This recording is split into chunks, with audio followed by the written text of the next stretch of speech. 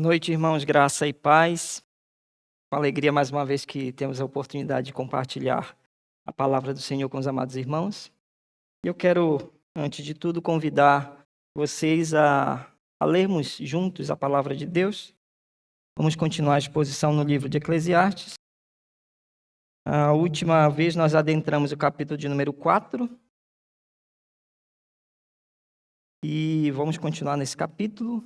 Hoje, esse capítulo nós decidimos expor algumas pequenas estruturas dele, para que no final nós possamos compreender com maior facilidade tudo aquilo que o Kohelet quer nos dizer. Por isso eu convido vocês a lerem comigo, capítulo 4, a partir do verso de número 4 até o 6. Versículos 4 a 6. Eclesiastes, capítulo 4, versículos de 4 a 6.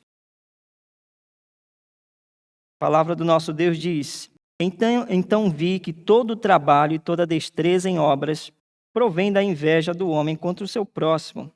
Também isto é vaidade e correr atrás do vento. O tolo cruza os braços e come a própria carne, dizendo: melhor é um punhado de descanso do que ambas as mãos cheias de trabalho e correr atrás do vento. Deus poderoso, querido e amado, mais uma vez te somos gratos, Deus, pela oportunidade que temos hoje de ter entoado cânticos com a tua igreja, com os nossos amados irmãos, entendendo que a honra, a glória toda é ao Senhor, Pai. Por isso esse culto nós separamos para a glorificação do teu santo nome, Deus. Mas sabemos que só podemos fazer isso pela tua graça, Deus. Só podemos chegar até aqui porque assim o Senhor nos permitiu. E só somos a igreja porque um dia o Senhor enviou o seu Filho amado para morrer na cruz por nossos pecados e nos trazer a uma nova vida, uma vida abundante, cheia da tua graça, Pai amado, e também de arrependimento. É por isso que hoje nós agradecemos pela oportunidade de fazermos parte da tua família, que é a igreja do Senhor, Pai. Mais uma vez te pedimos que abra o nosso entendimento, a nossa mente, tire de nós todo e qualquer mecanismo de defesa que, quem sabe, criamos, Deus, a respeito da tua palavra, das tuas verdades, Deus. Em muitos momentos, Deus, atingem o nosso ego, atingem a nossa razão, Deus, humana, e que vão com profundeza ao nosso coração, nos tratando, nos limpando, nos lavando, Pai. Nos ajuda, Deus, a entender essa palavra, Deus. Não só isso, mas também que ela se transforme em atos de bondade, de piedade diante do Senhor e também dos homens, em nome de Jesus. Amém. Podem sentar, irmãos.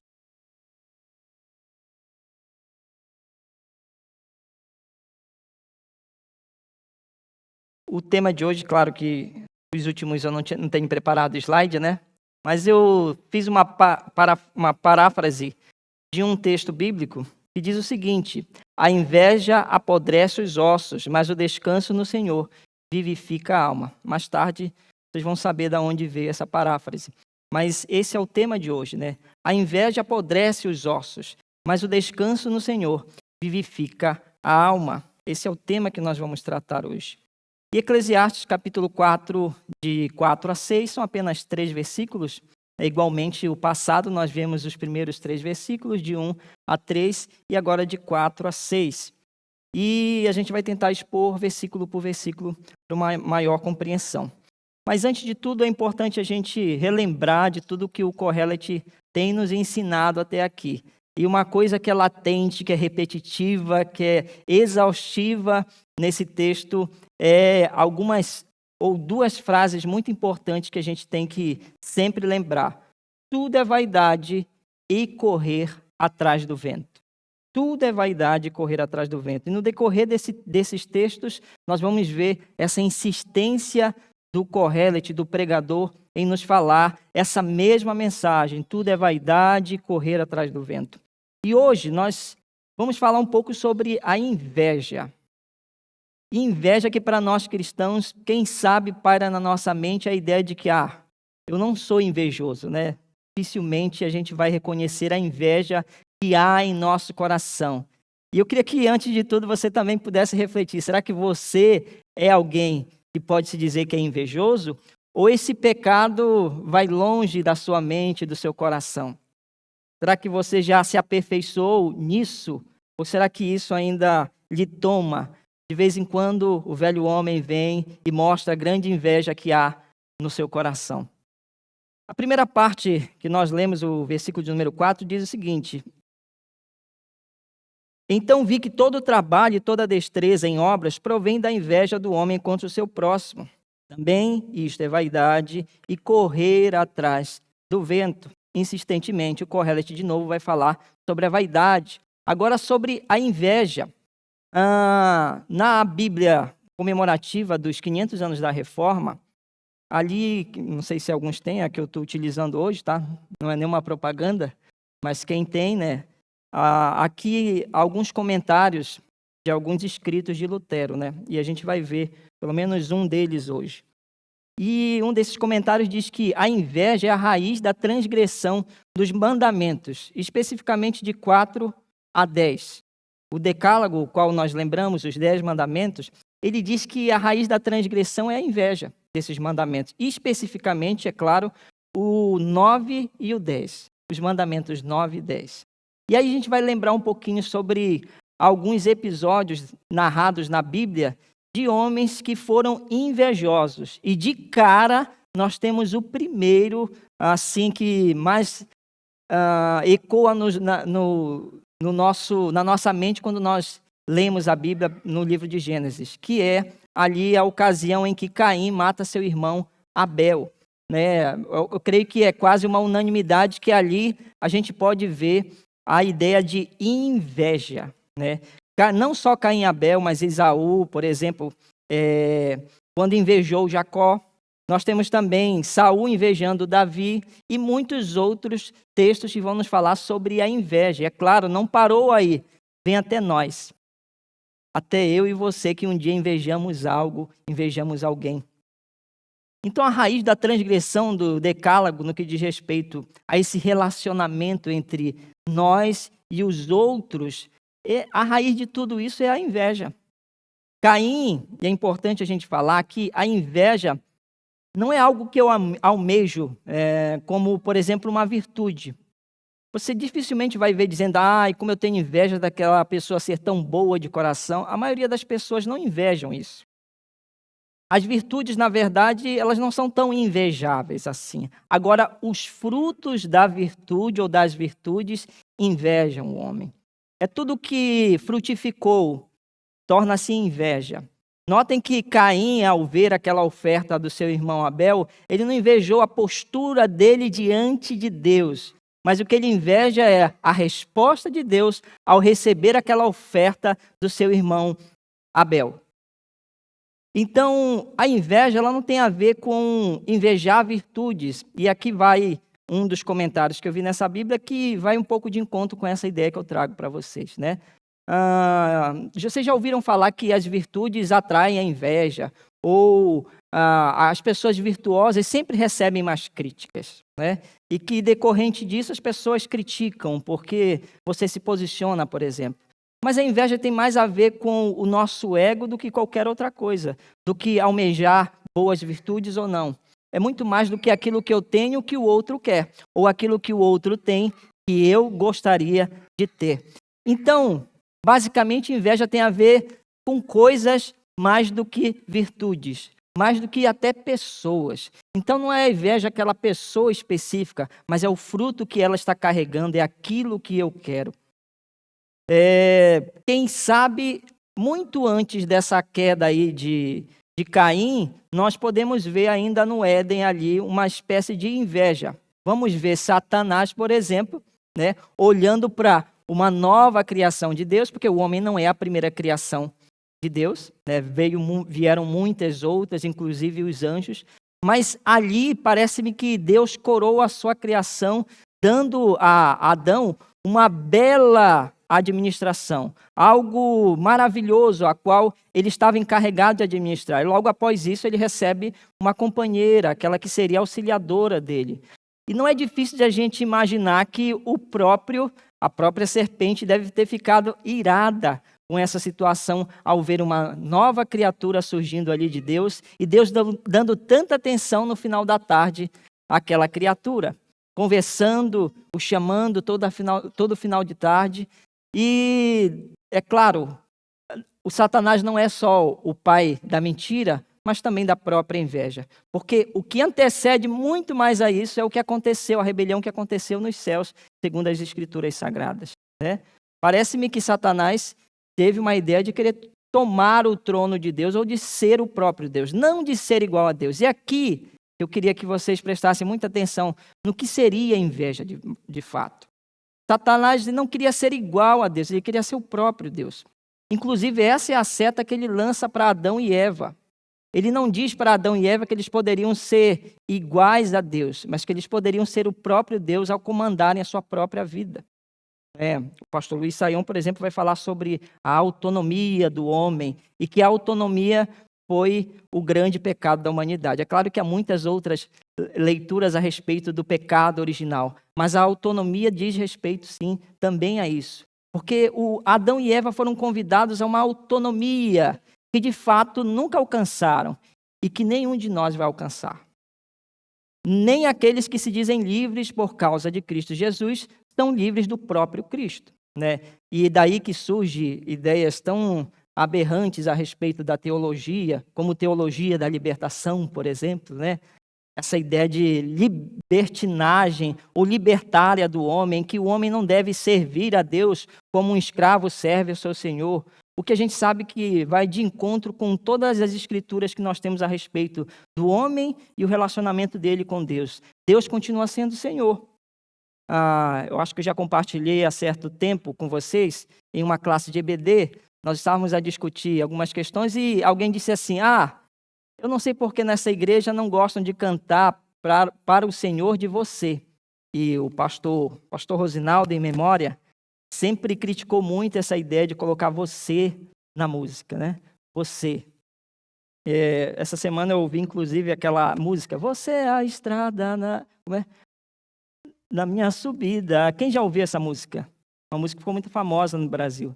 E atualmente o escritor da música disse que a música não tinha nada a ver com uma mulher que esperava na janela. E que ele tinha escrito essa música quando ele era de uma igreja, que a gente não sabe que igreja era, e que ele havia composto essa música pensando em Deus. Então, a moça na janela não se tratava de uma mulher, né? Na verdade, como sempre se pensou. E, infelizmente, ele não prestou um bom serviço para a cristandade, porque essa música nunca foi utilizada nos cultos, mas ela tem essa expressão, você. E daí a grande discrepância, né? Esse tratamento, como algumas músicas dizem, você, você, você. E esse era um ponto a se discutir na nossa classe de EBD, e um dos defensores dessa tese de que, tanto faz dizer você, o Senhor, disse o seguinte, você a gente utiliza para quem a gente tem mais intimidade, né? A gente tem mais intimidade, então eu digo você. Então, como eu tenho intimidade com o meu Senhor, eu digo você. E é interessante porque ele usa um dos textos que fala que Jesus diz aos seus mais chegados que ele não os chamava mais de servos e sim de amigos. Mas é interessante porque esse texto não acaba por aí. Todos os outros textos vão mostrar Jesus como sendo o Senhor daqueles que se tornaram os apóstolos, daqueles que caminharam com Jesus. Apesar da grande intimidade, o nível de respeito é muito superior a um tratamento que eu tenho com um amigo, por exemplo. Jesus é o nosso amigo, mas também ele é o nosso Senhor. Jesus é o nosso amigo, mas ele continua sendo todo-poderoso. Aquele que em Hebreus capítulo 1 foi por quem Deus fez o mundo e criou todas as coisas. Foi para ele, é por ele que vivemos. Não se trata de uma simples amizade. E nós temos que exaltar o nome do Senhor porque ele nos permitiu sermos amigos dele. Mas a discrepância entre o homem e Deus é muito grande. Nós precisamos respeitar esses limites e entender que Deus continua sendo o Senhor. Inclusive, essa teologia da libertação, da libertinagem, tem atacado muito essa ideia do Senhor, como o senhorio do Senhor em nossas vidas. Eu queria que os irmãos pudessem refletir sobre isso, porque isso tem tomado a igreja de Cristo. E a gente está vendo os frutos nessa geração. Os frutos de pessoas que agora estão dizendo, não, eu sou totalmente libertária. Eu acho que a igreja não deveria nem existir, porque o que vale mesmo é o meu relacionamento com o Senhor. E os desigrejados a cada dia crescem, desprezam a noiva de Cristo, desprezam o Senhor E tudo isso, irmãos, é fruto de todo o tratamento que nós temos com o decálogo de Deus, com os 10 mandamentos, com o que quebramos diariamente dos mandamentos que Deus nos deixou. Então, irmãos, a inveja, ela começa muito antes do homem existir, mas com ele segue até hoje. E o Kohelet é alguém que poderia dizer que tinha quase tudo em sua vida. Ele tinha de tudo, já tinha conquistado muitas terras, muito mais, dizendo o próprio Kohelet, que muitos outros que antecederam a ele. Ele tinha tesouros, ele tinha bens, como eu já disse para vocês repetidamente, ele tinha uma boa música, e como é bom ter uma boa música. Ele tinha o melhor alimento, mas ainda assim o Kohelet, nesse livro, trata a vida com grande vaidade e correr atrás do vento. E, insistentemente, alguns olham para esse livro e dizem, que chato, que entediante é a vida. E, de fato, se nós olharmos para apenas esses aspectos da vida, há muito mais chatice do que felicidades no nosso dia a dia. Por exemplo, são 12 horas no trabalho, alguns até mais, né? Mas vamos dizer que, me perdoe, mas tem gente que diz, eu trabalho por amor. Mas nem sempre nós estamos lá por amor, irmãos. Nós estamos pelas nossas obrigações diárias ou mensagens que nós temos que cumprir. Nós, às vezes, levantamos sem querermos levantar, mas o nosso compromisso, primeiramente com Deus, segundo com a nossa família e com a igreja do Senhor também de testemunhar o amor de Deus. Nós levantamos diariamente, nós obedecemos o nosso chefe sem resmungar, né? Creio que os irmãos fazem isso. Sem resmungar, sem tratar mal, seja quem for, por causa de alguns acontecimentos no emprego, no trabalho. Mas nós servimos a Deus, inclusive, lá no trabalho. E é lá que nós somos tentados, irmãos, também, a sentirmos essa inveja. Né? E eu confesso que, quando eu li isso aqui, eu me lembrei de algumas semanas atrás, porque o meu romantismo com o trabalho já acabou há algum tempo, né? Alguns meses atrás. Já acabou o romantismo, a gente está um pouquinho distante, né? Porque a gente fantasia muito de quando a gente chega, a gente tenta ser um bom funcionário e a gente vê que os nossos chefes não querem saber muito de valorizar bons funcionários. Creio que eu posso estar errado no seu chefe de vocês, né? Meu chefe está assistindo agora, me perdoe, mas essa é a realidade da vida. E a gente olha, poxa, eu tento me esforçar, mas quem ganha o prêmio é o fulano, é o ciclano. Eu não consigo ganhar esse respeito que eu deveria ter. E eu falo isso porque, na minha cabeça, isso já era bem resolvido. Até comentei, não lembro quem foi, com algum irmão daqui. Mas acho que foi você, né, meu irmão? E a gente acaba... Eu tinha esse mecanismo na minha cabeça. Eu não vou esperar do meu trabalho laços familiares. Deveria ser uma regra na nossa mente, né? A gente não deve esperar compreensão dos nossos empregadores. A gente não deve esperar um amor familiar, né? A gente não deve esperar uma grande admiração, porque o que tem ali é um emprego, o que tem ali são pessoas buscando sustento para a sua casa, para a sua família, e nada além disso. Laços de amizade vão acontecer, isso é natural em todo e qualquer relacionamento, seja de trabalho ou não. Mas nem todos são verdadeiros. E às vezes nós colocamos muita expectativa nisso. Muita expectativa. E daí vem a grande ideia da inveja. A inveja bate no nosso coração ou quer sair de lá a qualquer custo. E algumas semanas atrás eu fiquei assim, nossa, eu tento ser um bom funcionário, mas esse funcionário falta a semana toda e eu estou aqui ralando e eu não recebo o que ele recebe de tratamento. Eu não falo nem em questões financeiras, né? Mas tudo que ele pede, ele recebe.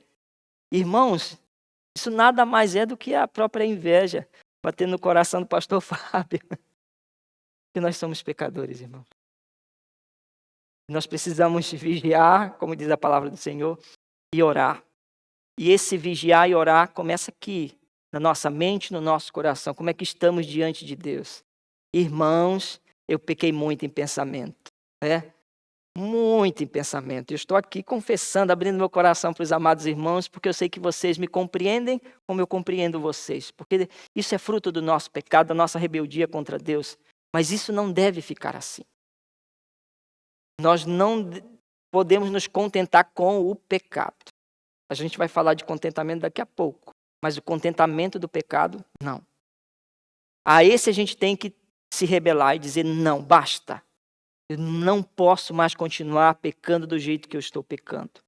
Irmãos, a inveja pode até não sair da sua língua falar para o outro, mas ela está no coração, a inveja. Nós invejamos. E há muitos crentes invejando os ímpios, há crentes invejando crentes, há pastores invejando pastores, há pais invejando pais, há filhos invejando filhos, há líderes invejando líderes. E a inveja, ela nunca esteve tão presente como está agora em nossa vida. Porque Deus está abrindo o nosso coração. E quem sabe você já imaginava que estava livre da inveja, mas não, irmãos. Em alguma área da sua vida você sofreu ou sofre desse pecado. E a gente precisa reconhecer. Esse texto falou profundamente ao meu coração, que parece que foi tão recentemente que isso tem incomodado a minha mente e meu coração. E é incrível como Deus trabalha na vida daqueles que trazem a mensagem. Ele trabalha primeiro no nosso coração. Eu tenho certeza que acontece a mesma coisa com o pastor Glauber. O texto que nós lemos parece, opa, falou comigo por quê? O que eu fiz? E o texto fala ao nosso coração porque nós que trazemos a palavra de Deus somos como vocês, pecadores diante de um Deus também irado contra o pecado e o pecador, mas que ao mesmo tempo estende sua mão de misericórdia para nós e que hoje nos faz abrir a mente através do pregador, o Kohelet, a respeito da inveja. A inveja, irmãos. E o pregador, ele diz, então vi que todo trabalho e destreza em obras provém da inveja. Pessoas que se esforçam tanto e trabalham tanto e não estão percebendo que isso é fruto apenas da inveja. É do que ele viu o outro possuindo e agora ele quer ter. Pode ser que essa não seja a sua realidade e eu não esteja falando diretamente para você, não é esse meu objetivo. Mas alguns almejam riquezas fruto da inveja, não das necessidades diárias. A maioria das riquezas que almejamos são fruto da inveja. Pouco tem a ver com as nossas necessidades. Pouco tem a ver com o pão que eu quero levar para minha casa, para o meu filho que tanto necessita, o leite dele que custa mais de 3.000 ienes. Porque nós vemos hoje até os próprios pastores que trazem a teologia coach. Essa terminologia é muito utilizada hoje. É claro que eu não conheço nenhum estudo bem específico a respeito da teologia coach. Quem sabe hoje já deve ter alguém punhado isso, né? Cunhado, melhor dizendo. Mas eu não lembro, não sei o pastor Glauber se recorda. Mas esse termo tem sido utilizado para a gente entender que há líderes hoje que estão ensinando a ganhar as riquezas do mundo. E eles vêm com uma doce voz e acabam nos conquistando. E tem muitos cristãos perdidos. Eu conheço colegas de trabalho, irmãos, que estão almejando isso há muito tempo. E algum tempo atrás eu tenho percebido que um deles tem ido muito mais a fundo nisso. A ponto de estar envolvido com um monte de coisas a respeito de empresas, de crescimento financeiro.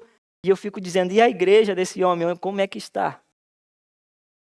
Na minha terra, surgiu algumas heresias aí, vocês devem conhecer, no norte do Brasil. É um recanto de hereges, né? E ali nós temos muitos líderes que vieram como, por exemplo, o G12, ou o que vocês devem conhecer hoje também como M12, que é uma divisão de uma e outra.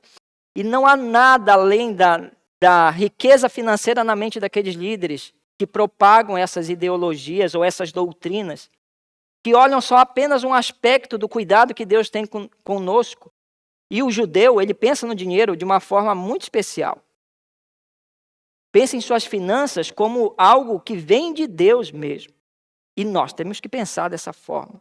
Mas tem se pego apenas esse aspecto do relacionamento com Deus. Que Deus nos sustenta, que Deus nos guarda. Que sim, Deus quer dar o de bom e melhor para nós, mas que nem sempre Ele vai fazer isso. Que nem sempre essa é a vontade soberana dEle. Ou vocês vão me dizer que Deus teve desprezo com aqueles homens de Deus que deram bom testemunho, mas morreram pobres. Deus desamparou aqueles homens? Não, a resposta é não. Porque a mente de Deus é diferente da nossa. Homens e mulheres que eu pessoalmente conheci, que morreram pobres, sem nenhuma propriedade privada, irmãos. mas que foram homens e mulheres cheios do Espírito Santo de Deus. E você deve ter um exemplo desse na sua vida, que passou e você conheceu, de pessoas que não tiveram grandes riquezas, mas grandes virtudes, frutos do Espírito Santo de Deus. E é nisso que nós temos que focar.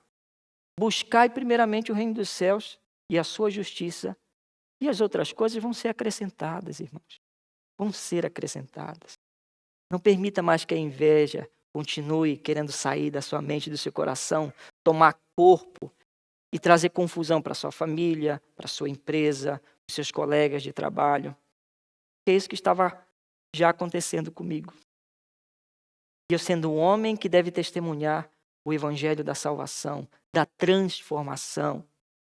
O evangelho que não se permite confortar com o pecado, mas confrontar o pecado. E nós temos visto na grande mídia líderes que nós achávamos, esse aqui vai dar certo. Olha, saiu da TV e agora está glorificando o nome do Senhor. E agora trazem vergonha para o evangelho, que se tornaram libertários. Não querem mais nem servir a Deus, essa é a realidade. Nem a igreja. Acharam um relacionamento próprio com Deus que nós nunca vemos na Bíblia. Nós nunca vimos na palavra de Deus. Porque todo homem que se relaciona com Deus se relaciona de forma responsável e amorosa com seu próximo e não rejeita a igreja do Senhor.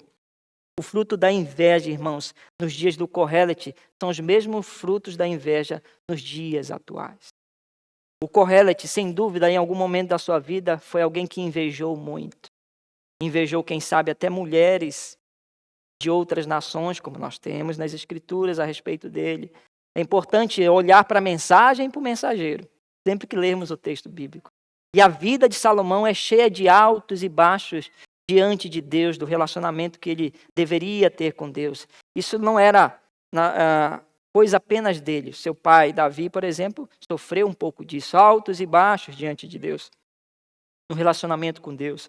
Seu pai, no final da sua vida, reconheceu, chorou diante de Deus, buscou um arrependimento profundo de Deus, e Deus se alegrou desse arrependimento. Da mesma forma, parece que ao produzir esse material que nós lemos hoje, o Kohelet está gritando, dizendo, eu vivi uma vida de vaidade, de correr atrás do vento, mas agora estou falando para vocês que é um caminho a seguir, além da vaidade. E nessa vida tudo é vaidade e correr atrás do vento, mas existe solução para isso. Existe algo mais profundo, mais verdadeiro, ou melhor dizendo, verdadeiro, que é a palavra do Senhor, que é o relacionamento com Deus. E não só Salomão, como muitos outros homens da Bíblia, em algum momento ou algum aspecto da sua vida, erraram diante de Deus. Por isso ele nos fala hoje a respeito da inveja, porque há muitos que têm trabalhado, têm de forma exaustiva buscado as riquezas desse mundo. Alguns não alcançaram, ainda estão nesse caminho de busca incessante, porque é uma busca incessante, irmãos. Porque quanto mais nós temos, mais nós queremos. Quem lembra da sanguessuga, pois ela tem 2 filhas, né? Que é Dá e Dadá. Isso não é nenhum nome. Se conhece alguma Dadá, por favor. Mas dá e dá. Cada vez mais. A sanguessuga tem as 2 filhas. Dá. Isso quer dizer que a inveja do nosso coração nos leva a querer cada vez mais e mais. E se alcancei algo que o outro alcançou, agora eu tenho também aquele carrão do ano que meu vizinho tem. Isso não vai me satisfazer. Porque quanto mais eu tenho, mais eu quero, e mais almejo. E a sanguessuga somos nós, né, também. Alguns faziam a leitura desse texto dizendo a sanguessuga é o próprio diabo, né? Então, o meu pastor, o pastor Rosinaldo, dizia isso, né? Que a sanguessuga tinha 2 filhas e ele não gostaria que uma irmã da igreja fosse chamada de Dadá, que era o apelido dela, porque o Satanás tinha 2 filhas. E dessas filhas, uma delas era Dadá. Mas não é o Satanás. Somos nós mesmos. O nosso anseio de querer mais e mais e mais. Fruto da inveja, do querer em alcançar. E alguns nunca vão alcançar o que tanto almejam, irmãos. Essa é a grande realidade da vida. E eu, claro, Creio que o Kohelet não quer desmotivar ninguém que está o ouvindo naquele momento e a nós que estamos lendo essa palavra hoje, a buscarmos bons empregos, bons salários, uma boa vida, sabendo que isso também é relativo. Afinal de contas, o que é uma boa vida financeira?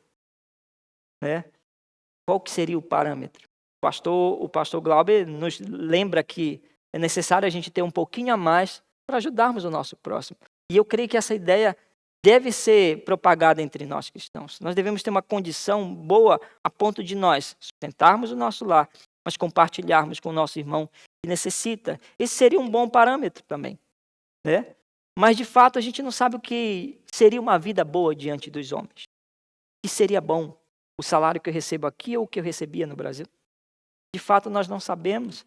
Há pessoas com um salário mínimo que vivem bem. Eu não sei como no Brasil, mas vivem bem. E elas dizem, eu vivo super bem. E eu vivia com 2, 3 e não vivia bem. Então, pode ser relativo à ideia de viver bem. Mas o invejoso sempre busca mais e mais e mais incessantemente. E nesse breve comentário de Lutero, eu tendo a concordar com ele, né, que a inveja ela é a raiz da transgressão do decálogo, no que diz respeito ao relacionamento com o próximo, mas também no relacionamento com Deus. E aí a gente, para corroborar com esse texto, o versículo de número 4, nós podemos ler Provérbios, por exemplo, se você puder abrir sua Bíblia. Provérbio de número 14, o verso 30. Provérbios 14, 30.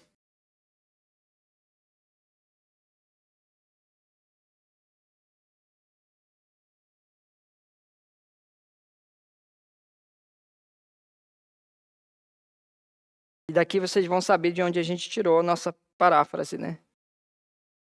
Provérbios 14, o verso 30. A palavra de Deus nos diz: o ânimo sereno é a vida do corpo, mas a inveja é a podridão dos ossos. O ânimo sereno é a vida do corpo, mas a inveja é a podridão dos ossos. Em outras palavras, aquilo que apodrece os nossos ossos. E prestem atenção nessa analogia. Ela não é uma analogia solta. Ele poderia falar sobre qualquer parte do nosso corpo ao falar da inveja. Mas ele fala da parte do nosso corpo mais maciça.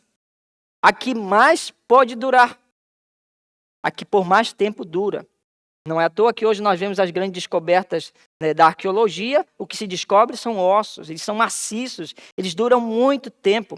Ele está falando que a inveja é tão poderosa, mas tão poderosa, que ela pode corroer aquilo que é mais sólido em nossa vida. Inclusive a nossa vida cristã. Que alguns devem imaginar, minha vida cristã hoje é sólida. Eu já passei muitas coisas na minha vida cristã, mas hoje eu sou um crente autêntico. Irmãos, ai daquele que está em pé e não se cuide, hein? Para não cair. Se cuide. Porque isso também é fruto da nossa arrogância, da nossa prepotência. Imaginar que agora sim nós estamos prontos para sermos confrontados pelos não cristãos na rua. E às vezes nós somos confrontados, não sabemos o que falar. Você pode ter um bom estudo teológico, bíblico, mas às vezes nós somos confrontados com a realidade da vida e nós não sabemos que palavra dar. Quando um amigo morre de câncer e a sua família pergunta, e agora? Você pode ser o maior teólogo do mundo, você pode explicar, e eu tenho certeza que há resposta na palavra de Deus para isso, mas ainda assim nós nos estremecemos nessa hora, nesse momento. Mesmo com toda a nossa segurança teológica, há momentos na nossa vida que a gente balança. Ainda com toda a nossa segurança. Por isso, o ânimo sereno é a vida do corpo, mas a inveja, ela traz podridão para os ossos. É aquilo que você pode achar que é mais sólido na sua vida. Se houver inveja aí, ela pode levar à ruína, pode destruir o que mais importante você construiu em toda a sua vida. Nós já vimos durante a história grandes impérios caindo. E me lembro que no último curso que eu fiz de história, ali se discutia a respeito dos impérios que mais duraram no mundo, né? E alguns chegam à conclusão de que o Império Chinês é o que mais tem durabilidade. O Império, né? Apesar de que eram famílias diferentes, mas o Império acaba sendo o mesmo, né? Apesar de ideias diferentes e tudo mais. Mas seria o Império que mais durou, cerca de mais de 1000 anos. Um Império. Né? O romano não durou quase nada. Apesar de ser grande e poderoso, ele surgiu, mas depois logo entrou em decadência. Apesar de trabalhar com a grande cultura e a maioria das coisas que nós temos hoje vieram deles, vieram dos romanos, a maioria do que nós conhecemos hoje, inclusive a escrita também, a influência que eles tiveram na sociedade, mas eles caíram. Onde está Roma agora, irmãos? Nem destaque é hoje nos jornais. Você pegou um jornal essa semana? Você leu algo? Você viu alguma coisa sobre Roma? Meus irmãos, eu não vi. Mas já foi um grande império. Pode ser o que é mais sólido. Pode ser aquilo que você construiu, mas que pode estar à beira da ruína por causa da inveja. Esse tema é importantíssimo para a nossa vida cristã, irmão. A inveja. A inveja mata e destrói, continua fazendo isso. Os frutos, as vítimas da inveja estão aí, para quem quiser ver. E é claro, o Kohelet não para apenas aí. O versículo de número 5 diz: o tolo cruza os braços e come a própria carne. E a gente para aí nesse primeiro ponto, né? Aqui outra analogia que nós temos que prestar atenção, e também um comentário de Lutero é este. Esta é novamente uma frase hebraica que significa: ele atormenta a si mesmo. E é uma declaração dessa muito parecida em Jó 13:14. Se você puder ver na sua Bíblia, Jó capítulo 13, o versículo 14. E ele diz: tomarei a minha carne nos meus dentes e porei a vida na minha mão. Essa expressão hebraica consta aí também no livro de Jó. Jó falando a respeito do que estava passando. Ele literalmente está se corroendo, se lastimando fisicamente e por dentro. A ideia aqui da analogia é mostrar quase que literalmente alguém mordendo alguma parte do seu corpo. Quem sabe os seus lábios, quem sabe o seu braço. Mas ele fala aqui a respeito da própria carne. Aquele que come, que rói a própria carne, que se martiriza, que se maltrata. Essa então seria a ideia muito mais próxima do que o Kohelet quer nos falar. Porque o tolo é aquele que come a própria carne. E eu confesso que eu fiquei tentado, a primeira vez que eu expus esse versículo especificamente, a pensar que o homem que come a própria carne é aquele que acabava com o seu rancho, sabe? Aquele homem que acabava com tudo porque era tolo e não gostava de trabalhar. E eu confesso que, lendo mais profundamente esse texto, nós não vemos essa ideia aqui. Então é de alguém que é o tolo, se martiriza, é alguém que come da própria carne. O tolo cruza os próprios braços e come a própria carne, dizendo: melhor é um punhado de descanso do que ambas as mãos cheias de trabalho e correr atrás do vento. Nós vamos ver aqui duas espécies de homem, porque no outro versículo, no versículo anterior, no versículo que vem, o versículo de número 6, a palavra de Deus nos diz, já li para vocês, melhor é um punhado de descanso do que ambas as mãos cheias de trabalho e correr atrás do vento. Nós vemos dois tipos de homem. O primeiro, versículo 4, alguém que trabalha incessantemente para conquistar algo. Fruto de quê? Da inveja, segundo a leitura do pregador. E outro homem é aquele que cruza os braços, que não faz nada. Então parece-me que o pregador quer nos falar o seguinte: você precisa encontrar um meio termo aí. Você não deve se fantasiar com as riquezas desse mundo, trabalhar que nem um condenado, mas espera, você também não pode cruzar os braços, viver uma vida regalada, viver uma vida apenas de prazeres, porque uma hora esses prazeres acabam. Viver uma vida apenas de descanso. Esse termo que ele utiliza aqui, melhor um punhado de descanso que ambas as mãos cheias de trabalho e correr atrás do vento. De um lado, nós vemos um homem que trabalha ao ponto de sentir inveja e cada vez trabalhar mais, e todo o seu esforço está em alcançar algo, que não necessariamente são virtudes que o Espírito Santo pode nos dar e nos dá, mas são coisas materiais que a traça e a ferrugem corrói. De outro lado, nós temos um homem que decidiu não fazer nada, virou um hippie, né? Virou da filosofia hippie. Lembro que um tempo a gente agregou na igreja um hippie, porque precisava, nunca vi isso na minha vida, hippie pedir lugar para dormir, porque eles dormem geralmente nas praças, nas ruas. Eles montam um local ali, eu acho que os irmãos já tiveram a oportunidade de ver, né? Alguns têm uma barraquinha e eles vivem com a família ali. Mas não sei o que deu na cabeça desse hippie, ele foi lá comigo, era presidente da igreja na época, e disse, olha, eu quero um lugar para dormir, sabe? E eu, aquele jovem que abraça todo mundo, vem que a gente agrega. E ele ficou uma noite ali, eu passei uma noite conversando com ele, e quase eu dou, uma peteca numa maconha. Mas ele me convenceu de muita coisa naquele dia. Se não fosse a palavra de Deus depois desmentir o que ele havia me falado, eu tinha pegado um trago de maconha. É verdade, irmãos.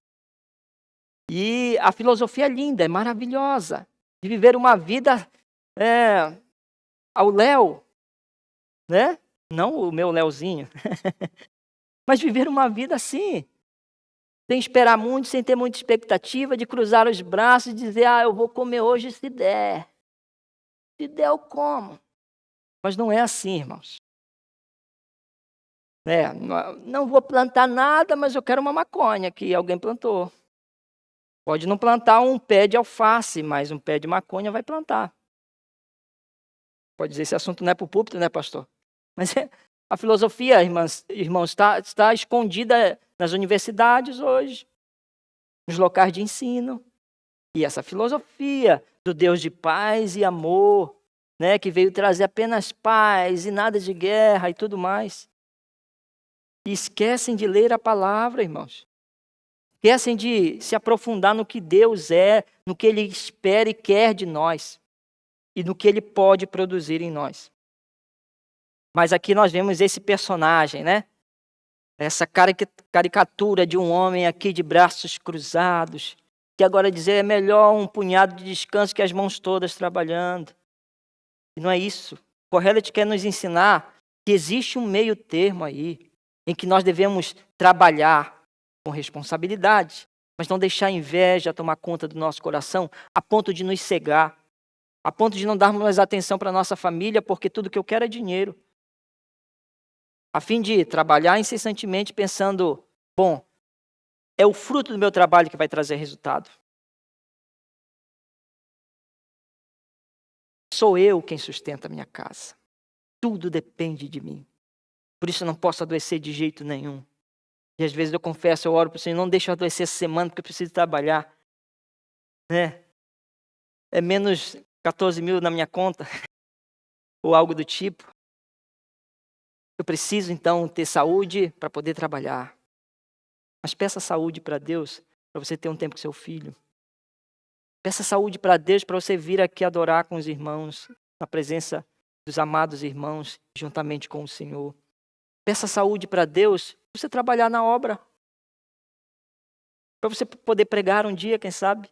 Peça saúde para Deus, para você vir tocar para o Senhor. Peça saúde para Deus, para você ir visitar um irmão que precisa de oração. Peça saúde para Deus, para glorificar ao Senhor.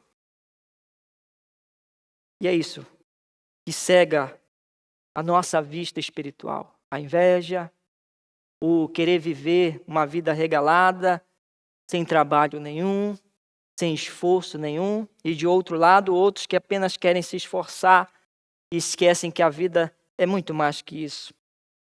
Por isso nós damos importância ao que o Kohelet está nos dizendo. Tudo é vaidade. Tudo é correr atrás do vento no final das contas. Tudo que o Kohelet viu, sentiu, presenciou, agora ele diz, é vaidade. É vaidade. Mas existe algo que não é vaidade, que não é correr atrás do vento. Existe algo muito além disso. Já que o versículo 6 falou de um descanso equivocado, que é aquele descanso de quem está com os braços cruzados, nós precisamos então ver qual seria o verdadeiro descanso que nós precisamos, de fato, e a Bíblia nos ensina a respeito disso. Ainda no livro de Provérbios, agora capítulo de número 15, especificamente os versículos de 16 a 18.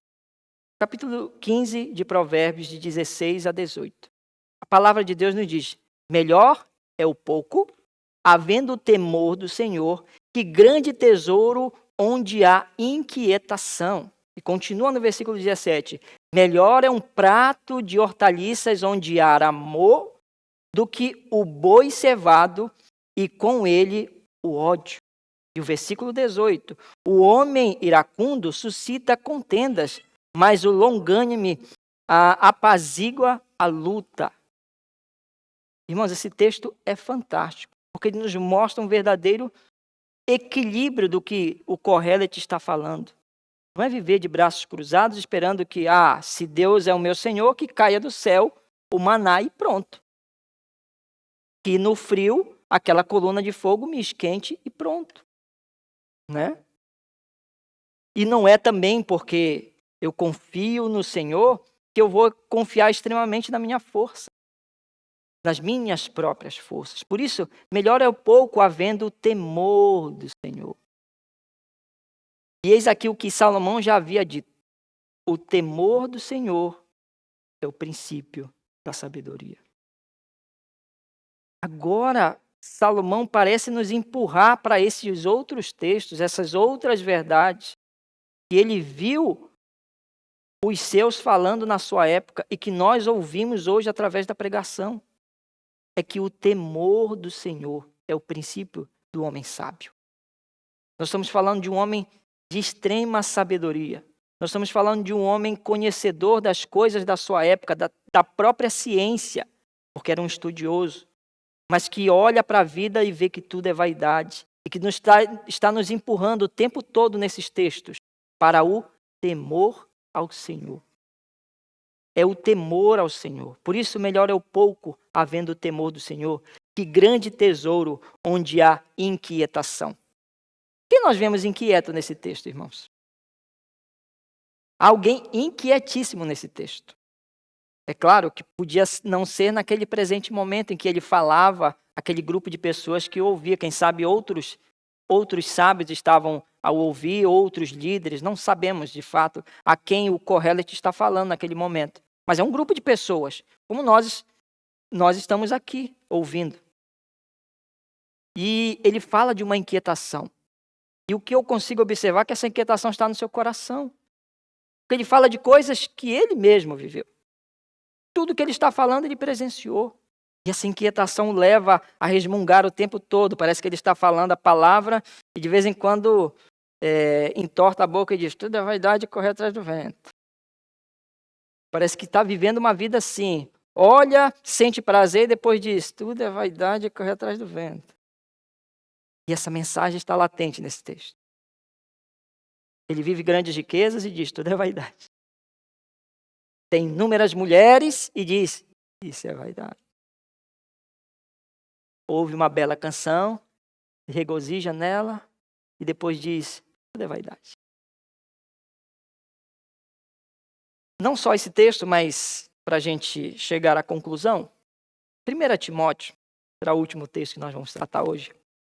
1 Timóteo, melhor dizendo, o capítulo de número 6, versículos de 6 a 10, diz o seguinte: 1 Timóteo 6, de 6 a 10. Dá um tempinho para os irmãos procurarem. 1 Timóteo, capítulo 6, versículos de 6 a 10.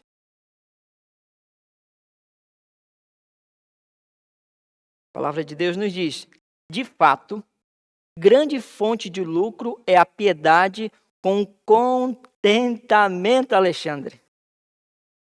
Contentamento. Nós estamos ouvindo isso, né? Contentamento. Ou melhor dizendo, de fato, grande fonte de lucro é a piedade com contentamento.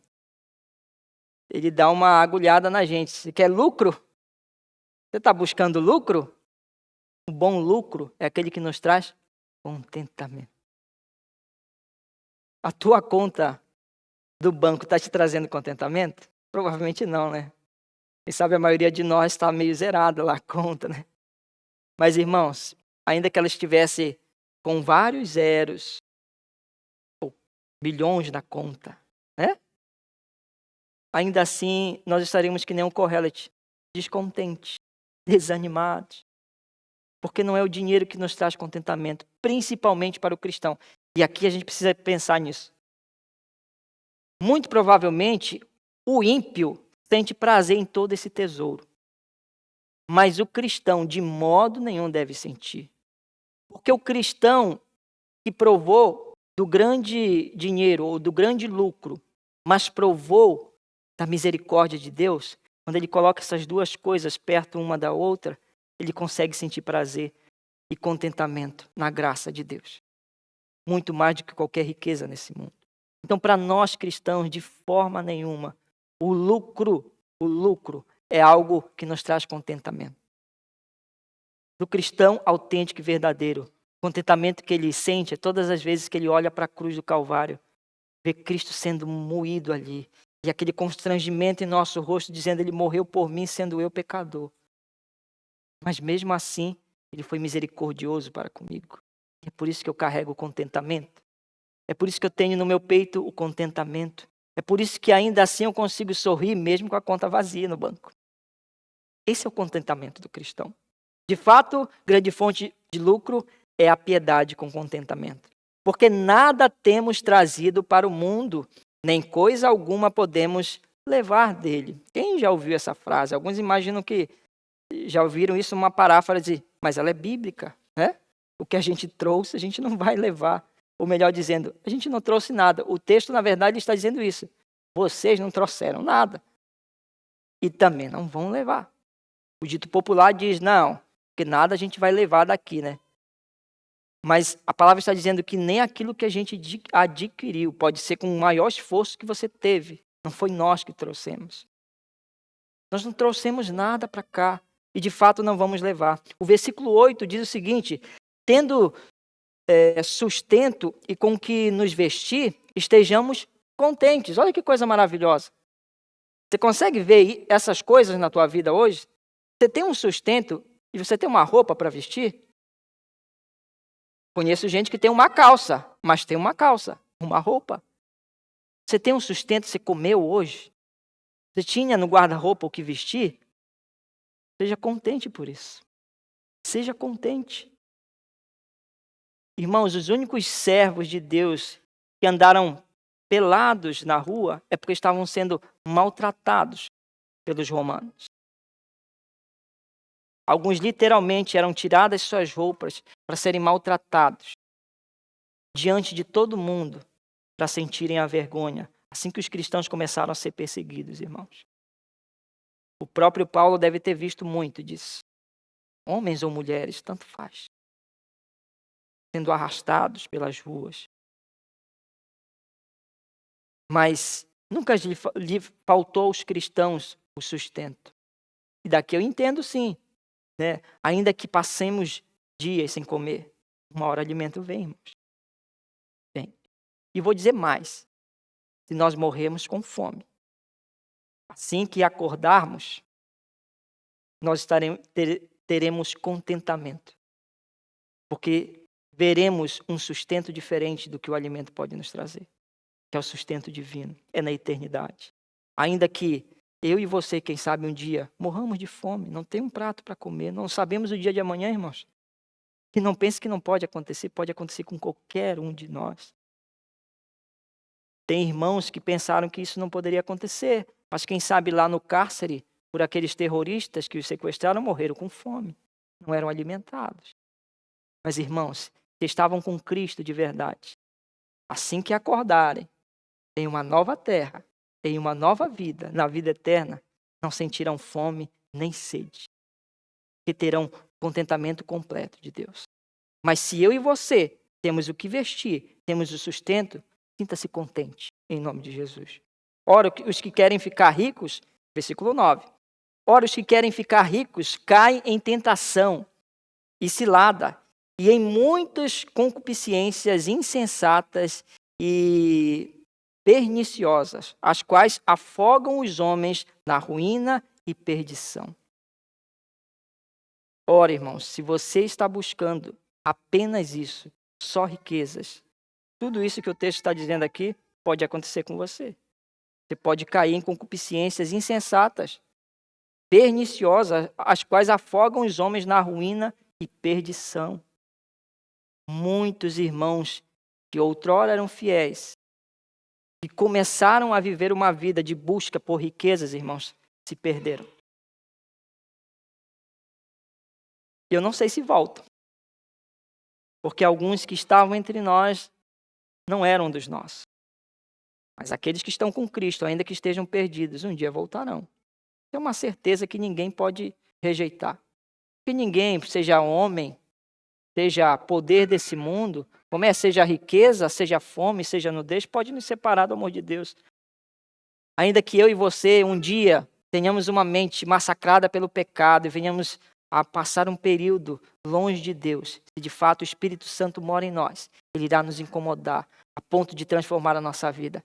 E eu posso dizer, irmãos, com toda certeza no meu coração, me desculpem qualquer outro teólogo, que esse homem que está nos falando aqui, ele tinha o Espírito Santo de Deus. Porque eu consigo ver num homem que cai, que entra em libertinagem, agora no final da sua vida, falando que o que importa é o temor ao Senhor. É o temor ao Senhor. Por isso, uma mensagem além da vida ser uma vaidade e correr atrás do vento, que o Kohelet quer nos deixar é que você e eu devemos temer a Deus. Teme ao Senhor. O versículo 10 de 1 Timóteo ainda diz: porque o amor do dinheiro é a raiz de todos os males. Não é o dinheiro, mas é o amor ao dinheiro, tá, irmãos? Em alguns, nessa cobiça, se desviaram da fé e a si mesmos se atormentaram com muitas dores. Tomemos cuidado, irmãos, com a teologia coach que é por aí. Tomemos cuidado, porque muita gente, muita coisa quer desviar a nossa atenção da adoração verdadeira ao Senhor, do contentamento. Quer ver uma pessoa descontente? Dá uma mesa farta para ela que ela não consiga comer de tudo. Já foram em alguma festa que tem 20 pratos de comida, mas você não consegue comer tudo aquilo? Você até pode pegar de tudo, mas no final da festa, ainda de barriga cheia, você estará descontente. Poxa, esqueci o pavê. Não deu certo. Eu imaginava comer o pavê, mas meu estômago não aguenta mais. São pessoas com a barriga cheia, mas descontentes. E o que o mundo está fazendo para a gente? Está implantando cada dia mais um banquete enorme de delícias e delícias que os crentes têm olhado e se perdido. Na verdade, é isso que o texto está nos dizendo aqui. Homens que buscaram, homens de Deus, está falando, o versículo 10, ele fala, porque o amor do dinheiro é a raiz de todos os males, e alguns, nessa cobiça, se desviaram. Se desviaram é porque um dia estiveram na fé, né? Digamos, de passagem. Está falando de quem? De pessoas que estavam entre eles. De crentes que se desviaram da fé por causa da cobiça. Porque olharam tanto o banquete desse mundo e se perderam na vida cristã. Irmãos, as igrejas estão ensinando, as igrejas desse século, você tem que ser especial diante dos homens. Não, você não pode ser um perdedor de jeito nenhum, você tem que ganhar sempre.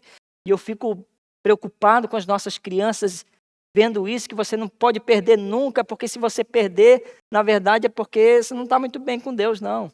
É porque você está em pecado. Você não alcançou aquele grande negócio, você está em pecado. Se você não teve aquela rentabilidade no mês, você está em pecado. Se você não ganhou 10 almas para Jesus esse mês, está em pecado. Tome cuidado. Se você não conseguiu reunir o máximo de dízimos para a igreja, está em pecado. Se você não conseguiu fazer o que esse mundo quer, está em pecado. Olha que inversão. O banquete é imenso. O banquete quer nos desviar do olhar. Nós temos que ter para a cruz. Mas o Kohelet, de forma muito sábia, está colocando para fora tudo aquilo que eu e você precisamos colocar. Sim, nós temos inveja no nosso coração. Isso é perigoso para a nossa vida, irmãos. Sim, correr atrás das riquezas pode nos levar, não necessariamente é o pecado, mas pode nos levar a uma vida pecaminosa. Não é o dinheiro que eu tenho, mas é o apego, é o amor a ele. Pode me afastar de Deus. E pode, e tem afastado, irmão. Tem afastado. Tem irmãos que não vão mais congregar nas suas igrejas, sabe por quê? Estão atrás do dinheiro. O primeiro domingo que eu trabalhei foi o último aqui no Japão. Cheguei, fui para a casa do pastor Carlos e me chamaram para trabalhar no domingo. Vou ligar lá para o trabalho, quem sabe eles aceitam eu não ir, né? De boa. Disseram, não, você tem que vir, você já disse que vinha, né?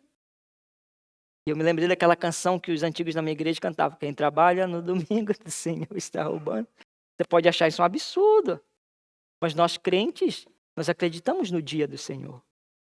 Nós separamos pelo menos um dia que seja dele e seja de comunhão. O pastor Glauber tem pregado isso aqui sempre. Existe sim um dia separado para o Senhor e deve ser.